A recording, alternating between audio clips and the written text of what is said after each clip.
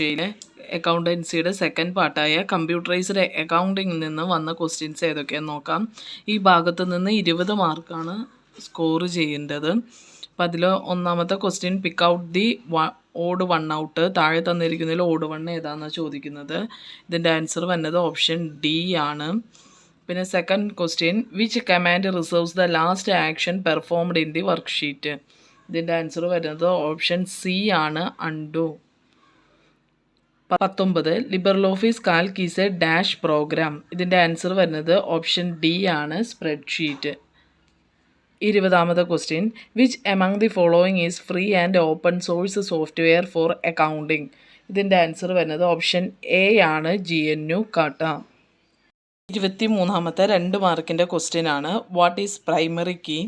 ഇതിൻ്റെ ആൻസർ ഇവിടെ നൽകുന്നുണ്ട്. Key attribute in a table with unique values that is primary key.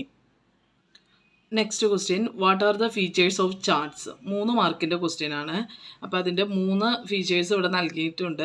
Graphs are pictorial representation of data, used to show variation in values over time, shows information about different quantities in a single picture. Features ഏതാനാണ് പറഞ്ഞേക്കുന്നത്, ഇത് പഠിച്ചെഴുതുക. പിന്നെ ചോദിച്ചേക്കുന്നത് give the cell address or range reference in the following situations.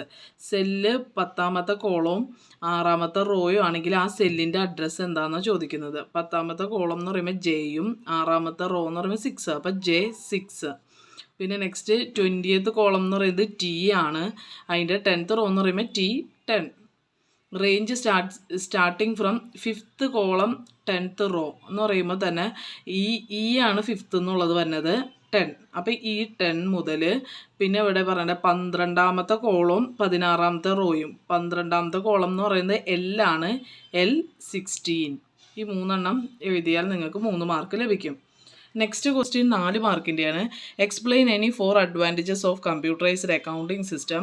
അതുപോലെ 5 മാർക്കിൻ്റെ ഏതെങ്കിലും ഒരെണ്ണം എഴുതാനാണ്. Procedure to be followed while preparing payroll statement.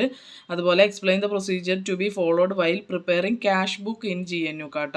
ഇതിൻ്റെ എല്ലാം ആൻസേഴ്സ് ഇതിന് ശേഷം നൽകുന്നതായിരിക്കും. അതൊന്ന് നന്നായി പഠിക്കേണ്ടതാണ്. ഈ GNU കാട്ടയിൽ എപ്പോഴും 5 മാർക്കിൽ ഒരു ക്വസ്റ്റ്യൻ ഉണ്ടാവുന്നതാണ്. അപ്പോൾ നന്നായിട്ട് പഠിക്കുക. ഈ കമ്പ്യൂട്ടറൈസ്ഡ് അക്കൗണ്ടിങ്ങിലെ ഓരോ ചാപ്റ്ററിൽ നിന്നും പഠിക്കേണ്ട നോട്ട്സുകൾ തൊട്ട് മുമ്പിലെ ഭാഗത്ത് വീഡിയോയിൽ ഉൾപ്പെടുത്തിയിട്ടുണ്ട്. അതിൻ്റെ ലിങ്ക് ഡിസ്ക്രിപ്ഷനിൽ കൊടുക്കാം. അങ്ങനെ ഓരോ ചാപ്റ്ററിൽ നിന്നും അത് നോക്കി പഠിക്കേണ്ടതാണ്.